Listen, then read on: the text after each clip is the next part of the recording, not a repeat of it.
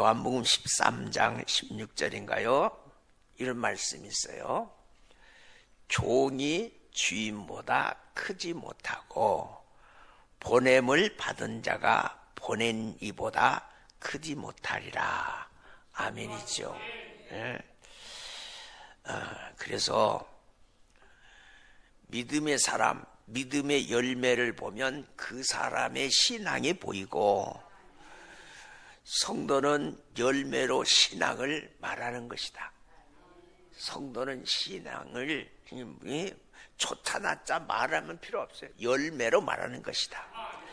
그럼 열매를 맺기 위해선 내가 준비하고 매달리면 하나님도 준비하시고, 내가 준비하면 매달리면 하나님도 하나님과 사람 앞에서 할 도리를 다하고 살 수 있도록 지혜 주시면 하나님이 열매가 있게 해주실 줄로 믿습니다. 성경은 이렇게 말하더라고요. 욥기서 8장 7절에 내 시작은 미약하나 내 나중은 창대하리라. 인간이 내가 기도하면 전능하신 하나님이 은혜를 주신다. 요한복음 13장 17절에도 너희가 이것을 알고 행하면 복이 있도다. 신앙생활이라는 게 뭐냐? 그리스도인의 삶이 뭐냐? 손바닥만한 구름 속에서 하나님이 부어주시는 큰 비를 보고 살아가는 것, 이것이 그리스도인의 삶이 아닌가 싶어요. 오늘 본문의 엘리야는 3년 6개월 동안 비가 오지 않던 메마라 벼터있는 강야에서 하늘을 우러러보면서 손바닥만한 구름 속에서 큰 비를 보고 하나님의 역사를 노래하고 간증했던 사람인 줄로 믿습니다. 이 시간 이 말씀을 받는 우리 모두가 다 이 시대의 엘리야가 되어서 어둠 속에서 빛을 노래하며 슬픔 속에서 기쁨을 노래할 수 있기를 주의 이름으로 축원합니다. 여러분, 이 시간 본문 말씀을 받는 우리 모두가 다 이 시대의 엘리야가 되어서 어둠 속에서 빛을 노래하고 슬픔 속에서 기쁨을 노래할 수 있기를 주의 이름으로 부탁을 드립니다. 첫 번째, 엘리야는 승리 후에 무엇을 하였을까? 암울한 역사 속에서 가장 기대한 선지자가 있다면 우리는 그를 엘리야라고 기억하고 있습니다. 오늘 말씀은 갈멜산에 불이 떨어졌던 멋진 승리 이후에, 승리 사건 이후에 우리에게 보여주는 은혜, 이방 선지자 850명과의 영적 대결에서 하나님의 은혜로, 하나님의 능력으로 당당하게 승리한 하나님의 사람 엘리야는 승리한 이후에 무엇을 했습니까? 이때쯤 엘리야는 승리의 감격에 도취되어서 잔치를 벌려놓고 축하객과 열설 영접만 했을지도 모릅니다. 그런데 42절에 보니까 갈멜산 산꼭대기로 올라가서 이 땅에 무릎을 딱 꿇고 얼굴을 무릎 사이에 딱 넣고 그는 비를 거두어가신 하나님이 이제는 당신의 불쌍한 백성들을 위해서 비를 주시옵기를, 승리에 도취되거나 교만하지 않고 하나님의 새로운 역사를 기대하면서 기도하기를 시작합니다. 우리 하나님이 가장 싫어하는 것 하나 있는데 그게 교만이에요. 무엇을 하고 난 다음에 자기가 했다, 교만. 여러분, 그는 비를 걷어가신 분이 하나님이라는 것을 분명히 알았어요. 그리고 그 하나님이 당신의 백성들, 목말라 죽어가는 백성들에게 긍휼을 베풀어 주시면 다시 하늘 문을 여서 비를 주실 줄로 믿었어요. 열왕기상 18장 1절에 보니까 이스라엘의 기근이 시작되고 3년쯤 지난 어느 날 하나님은 엘리야에게 내가 비닐을 지면에서 내리리라 약속해 주십니다. 약속. 하나님이 약속하셨으면 기도하지 않더라도 당연히 이루어질 거라고 생각해요. 하나님 약속해 줬잖아. 그 하나님 약속하셨으니까 신실하신 하나님이 내가 기도하지 않아도 3년 지나고 나면 비가 올 거야. 그렇게 우리 다 일반적으로 생각해. 그런데 엘리야는 달랐어요. 하나님이 약속하셨지만 그 하나님의 약속이 이루어지기를 위해서 인간의 편에서 하나님 앞에 무릎을 꿇고 간절히 호소합니다. 하나님 도와주세요. 하늘 문을 열어주세요. 네? 그러나 우리는 주목해야 할 것은 하나님의 약속은 언제나 기도를 통해 이루어지고, 에스겔 36장 37절에 보니까 기도라는 것을 종이를 내내놨어요. 기도란 뭐냐? 그래도 이스라엘 족속이 이같이 자기들에게 이루어지기를 내게 구하여야 할지니라. 하나님 다 준비해 놓으셨어. 하나님 우리 입고 먹고 입고 마실 걸 다 준비해 놨어. 근데 우리가 영적 청구서를 쓰지 않으면 우리 것으로 가질 수가 없어요. 여러분 은행에 동그라미 8개 7개를 조금 해놔도 은행에 가서 청구서를 쓰지 않으면 그건 내 돈이 아니에요. 은행 돈이에요. 은행 돈. 예? 하나님의 기적은 기도하는 사람을 통해서 이루어지는 겁니다.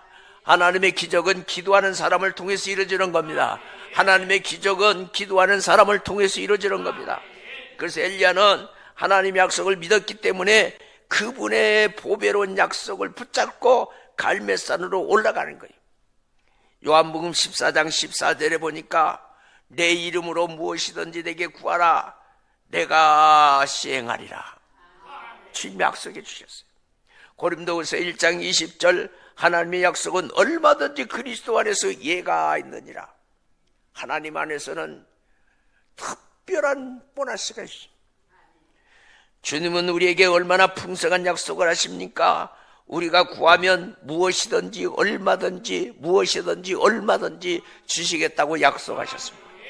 이번 성회가 하나님 앞에 구하고 여러분은 무엇이든지 얼마든지 얻는 복된 성회가 되기를 주의 이름으로 축원합니다. 때문에 이 시점에서 엘리야는 갈멜산 꼭대기로 올라가서 땅에 무릎을 꿇고, 우리 기억하셔요. 땅이라는 단어가 아담스라는 단어라고요. 사람, 모든 사람은 무릎을 꿇고 엎드려 경배, 그 얼굴을 무릎 사이에 넣고 그분의 풍성한 약속을 두 손에 붙잡고 전능하신 그분의 이름을 부르는 것, 이게 예배예요. 하나님 도와주세요. 하나님 도와주세요. 하나님 도와주세요. 이 장면을 신약성경에는 야고보서 5장 17절에 보니까 엘리야는 우리와 성전과 같은 사람이로되 저가 비가 오지 않기를 간절히 기도한 적 3년 6개월 동안 땅에 비가 오지 아니하고 다시 기도한 적 하늘이 비를 주고 땅이 열매를 내느니라. 그래서 하늘은 비를 주고 나와 여러분의 삶에는 열매가 있기를 주의 이름으로 축원합니다. 엘리야가 기적을 일으키는 위대한 하나님의 사람이 된 비결이 뭐냐 생각해 보니까 성경은 우리와 다른 어떤 재능이 있어서가 아니라는 걸 말하고 있습니다. 우리와 같은 사람이라고 증언하고 있습니다. 그는 우리처럼 실수할 때도 있었고 때로는 낙심할 때도 있었고 그럼에도 불구하고 연약해서 넘어지고 자빠질 수도 있어, 어두운 길에서 방황할 수도 있었어요. 그럼에도 불구하고 그가 이토록 능력 있는 사람, 역사를 일으키는 사람이 된 비결은 기도 때문에 하나님 앞에 간절히 기도했습니다. 간절히 기도하는 기도는 기적을 일으키는 줄로 믿습니다. 간절한 기도는 교회를 부흥의 역사로 이끌어가게 될 줄로 믿습니다. 여러분, 기적의 시대가 사라진 것이 아니라 기적을 믿을 만한 믿음의 시대가 사라진 것을 안타까워해야 될 줄로 믿습니다. 하나님의 말씀에 순종하고 있는 순종의 시대가 지나간 것이 아니라, 기적의 시대가 우리 곁에서 지나간 것이 아니라, 지금 우리는 기도하지 않는다는 거예요. 예? 신학교 때 신학생 신분으로 저 신안군 안자읍이라는 곳에 붕회를 갔어요. 아니, 하루 저녁 헌신 예배 강사를 갔어요. 기도 끝나고, 예배 끝나고, 놀라운 일이, 헌신 예배에 암 환자를 앞에다 놨어요. 어찌라고? 전도사인데, 새빠른 전도사인데. 그것도요, 여러분, 연 배조각을 여기다 그냥 꽉 찼어. 여기 암이 왔어. 근데 말씀을 선포하는 순간 하나님이 일하실 것 같아. 전도사인데 말씀을 선포하는 순간 하나님이 일하실 것 같아. 기도했어. 조 집사님의 한처에서 흐르는 고름, 섞인 피, 주님의 이름으로 멈추게 해주세요. 막 통성기도 한 게 아니에요. 막 손대고 안수한 것도 아니에요. 말씀을 전하면서 기도했어요. 근데요, 말씀이 전해지는 순간 역사가 났어요. 그 집사님이 움직이기 시작했어요. 움직여.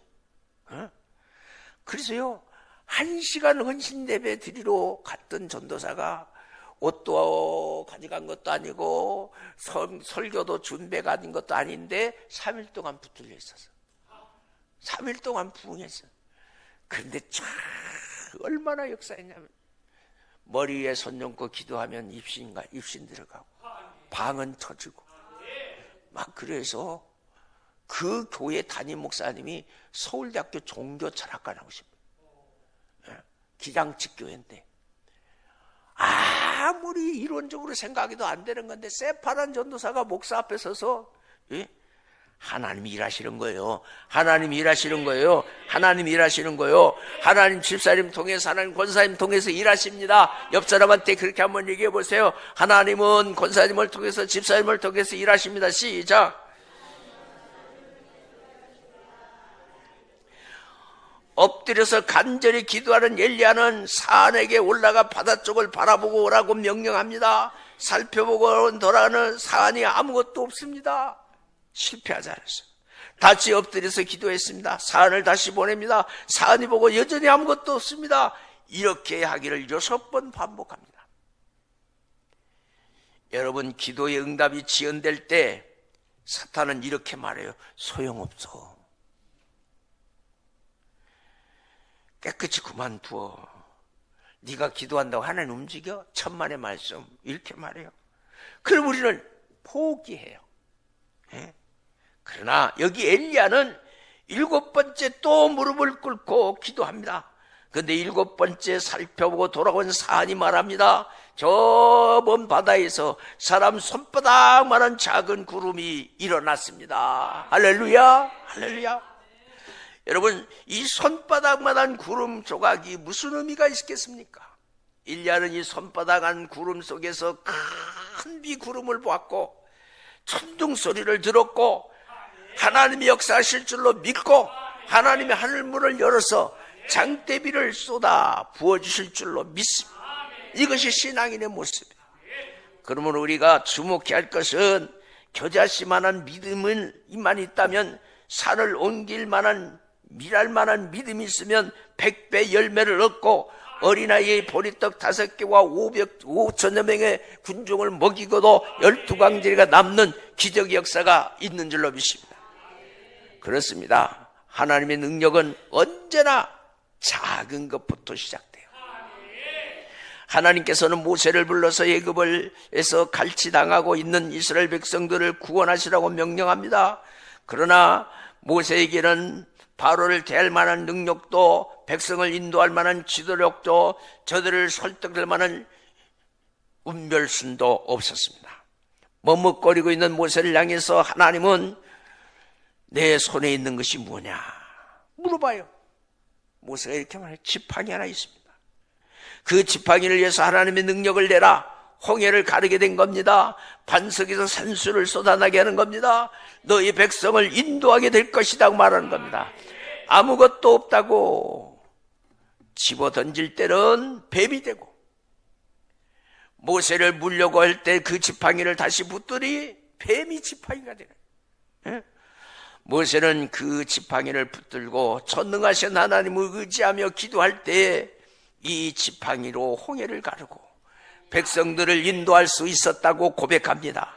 그러므로 가진 것이 적다고 능력이 적다고 낙심하지 말고, 적은 것에서 큰 것을 보고, 안 되는 것에서 되는 것을 보고, 없는 것에서 있는 것을 보고, 잃어버린 것을 슬퍼하지 말고 아직도 남아있는 것에 감사하시기를 주의 이름으로 축원합니다. 할렐루야. 그래서 욥기, 내 시작은 미약할지니 내 나중은 창대하리라 말했어요. 우리의 눈으로는 언제나 밝은 것을 보고 하늘의 풍성함과 능력을 바라보는 것, 그것이 신앙인의 눈입니다. 지금 이 시간은 우리는 불행을 볼 수도 있고, 하늘을 볼 수도 있고, 실패를 볼 수도 있고, 실패 속에서 역사하시는 사랑스러운 하나님의 손길도 볼 수가 있는 줄로 믿습니다. 에멘스는 이런 말을 했어요. 믿음은 종달새 앞에서 종달새의 노래를 듣는 것이다 그랬어요. 귀를 기울이는 것이다 이 말이에요.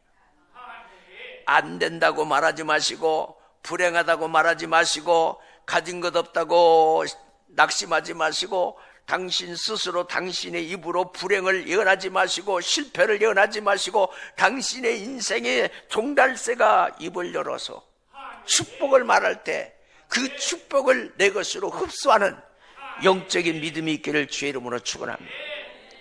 메마른 땅은, 종일 걸어가는 인생은 한 모퉁이에서 은혜의 비, 축복의 비가 당신 앞에 내려지는 날이 반드시 오게 될 줄로 믿습니다. 비를 내 앞에 나타나게 하는 것은 손바닥만한 구름, 그 구름이 분명히 신실하신 하나님의 약속이었어요. 구름 속에서 은혜의 소낙비를 보았습니다. 축복의 소낙비를 보았습니다. 기적의 소낙비를 보았습니다. 여러분, 은혜의 소낙비, 축복의 소낙비, 기적의 소낙비가 여러분의 삶의 현장에 공급되어지고 쏟아지기를 주의 이름으로 축원합니다. 나는 실망하지 않고, 나는 포기하지 않고, 손바닥만한 구름을 가슴에 끌어안고 기도하리라, 기도하리라, 기도하리라 결단하는 여러분 되시기를 바라요. 확실에 자득한 엘리야는 기도하기를 쉬지 않았어요. 드디어 하늘이 새까만 구름으로 뒤덮으면서 장대비가 쏟아지기 시작합니다. 여러분 한번 생각해 보십시오. 3년 6개월 동안 비 한 방울이 안 왔어요. 근데 엘리야가 그렇게 하나님 앞에 매달려 기도했어요. 땅에 엎드려서 경배했어요. 얼마나 탈진했을까요? 얼마나 목이 마랐을까요? 그때 손바닥 많은 구름 떠오르는데 그 구름 속에서 큰 비가 장대비처럼 쏟아질 때 그 쏟아지는 빗소리를 들은 엘리야가 오늘 어떻을까요? 춤을 췄겠죠. 오늘 여러분 기도 생활 속에서 이런 은혜의 큰 비가 내려주시기를 주의 이름으로 축원합니다. 할렐루야. 예수를 믿는다고 부지런히 성경 들고 다니지만 웬일인지 비가 내리는 것 같지 않을 때가 있습니다. 교회 나와도 기도하지 하고 집에서도 기도하고 밤낮으로 기도해봤지만 은혜의 응답의 비가 내리지 않을 때도 있는 것 같습니다. 그러나 낙심하지 마십시오. 손바닥만한 구름이 떠올리기만 하면 그 속에서 여러분이 기뻐할 소리를 칠 수 있을 만큼 소낙비 같은 장대비 같은 은혜의 비가 내릴 줄로 믿습니다. 지금은 손바닥만한 구름밖에 보이지 않습니다. 포기하지 말고 지속적으로 기도해서 응답을 얻으시는 여러분 되시기를 주의 이름으로 축원합니다. 44절을 봅니까? 손바닥만한 구름을 보고 엘리야는 아방에게 말합니다. 이 얼마나 놀라운 믿음입니까? 엘리야는 손바닥만한 구름 속에서 하나님의 음성을 듣고 환경을 준비하고 축복받을 그릇을 준비하고 손바닥만한 구름을 보면서도 마치 모든 기도의 응답이 완성된 것을 믿었습니다. 사도행전 12장에 베드로는 감옥에 갇히고 예루살렘 교회는 베드로의 구출을 위해서 간절히 하나님 앞에 기도합니다. 하나님께서 그들의 기도를 들어주셨습니다. 천사를 보냈습니다. 베드로가 갇혀 있는 옥문을 뒤흔들어 버렸습니다. 감옥에서 나온 베드로가 기도가 있는 사람들을 찾아가서 대문을 두들깁니다. 노덴이라는 계집종 하나가 베드로의 음성을 듣고 너무 기쁜 나머지 대문을 열어줄 것을 잊어버리고 베드로 사도가 왔다고 기도하는 사람들에게 외쳤습니다. 그때 기도하는 사람들의 반응을 여러분 아시잖아요. 뭐라고 그랬어요? 사도행전 12장 15절에 보니까 저희가 말하되 그가 미쳤다 하더라. 기도했잖아. 응답됐잖아. 베드로가 풀려서 와 있잖아. 그런데 미쳤다래. 이 얼마나 불신앙으로 가득 찬 인간의 본성을 보여주는 장면입니까? 말씀을 맺습니다. 손바닥만한 구름 속에서 장대비를 보았던 엘리야의 믿음을 하나님은 이렇게 평가했습니다. 갈멜산 꼭대기에서 무릎 사이에 얼굴을 묻고 기도했던 엘리야의 기도는 하나님은 예면하셨나요?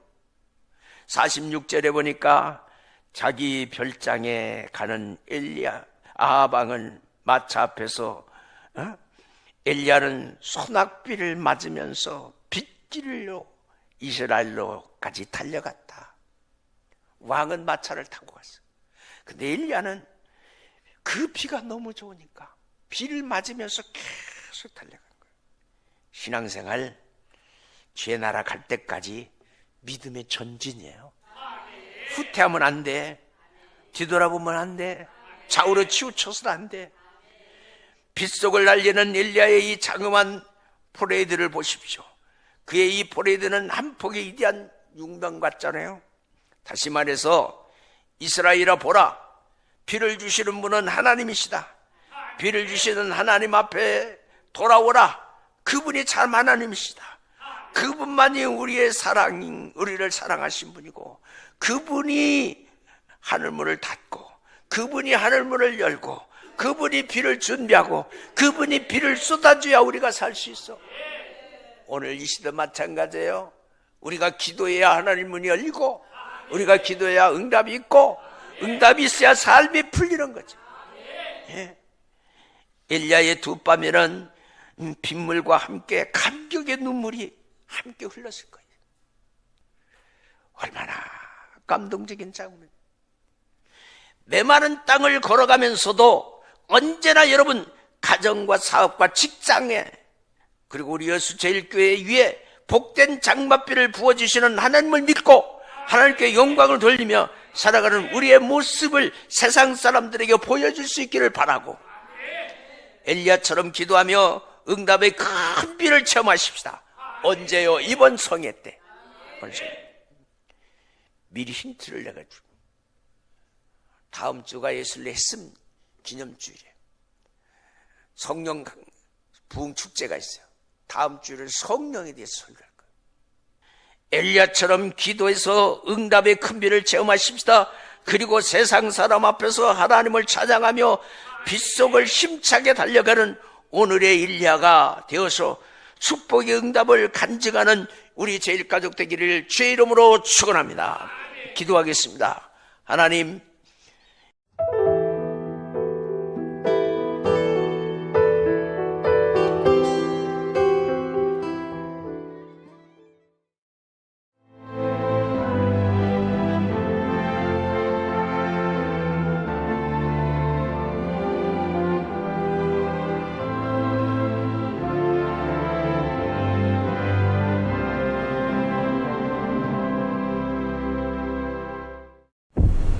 최적의 산업 인프라, 편리한 교통 인프라, 대표 2차전지 클러스터, 미래형 신산업, 해안관광의 중심지, 살기 좋은 정주 환경, 미래를 여는 투자 중심지, 광양만권 경제 자유구역.